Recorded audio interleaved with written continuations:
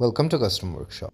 ভিডিওটি শেষ পর্যন্ত দেখলে বাইকটা কি বাইক, কিভাবে বানানো হয়েছে পুরো ডিটেলস দেখা যাবে।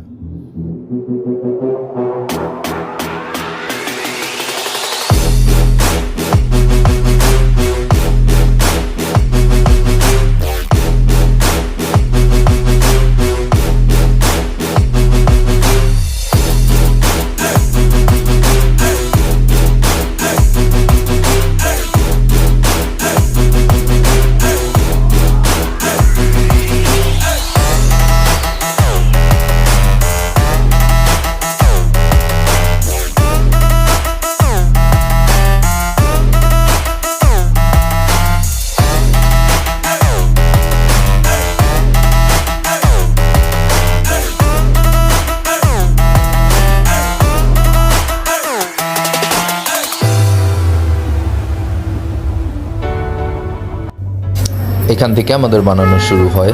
এটা হচ্ছে মেইন চ্যাসিস, যেটা পিক করা হয় এই বাইকের প্রজেক্টটা করার জন্য। এটা আমাদের রিয়ার রিম, এটা আমাদের হাফ চ্যাসিস বা সুইং আর্ম, বাকি ক্ল্যাম্পস, মিটার এটসেট্রা সব কিছু কালেক্ট করা হয়। ম্যাক্সিমাম জিনিসপত্রই বানানো হয়। এটা আমাদের সাইলেন্সার পাইপটা এই প্রজেক্টের জন্যে, অ্যান্ড আমরা অনেক হোপফুল ছিলাম প্লাস কনফিডেন্টও ছিলাম যে এটা বাংলাদেশের one of the best ববার project হবে ইনশাল্লাহ।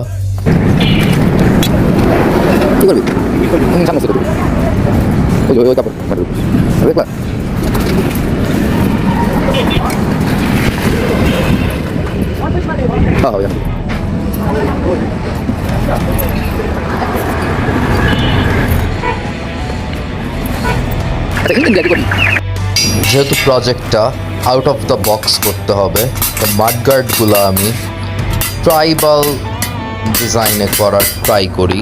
সো বানানোর সময় এটা সামনের মাডগার্ড। এইটা আমাদের ট্যাঙ্ক, এটা পুরোটাই কাস্টম মেড।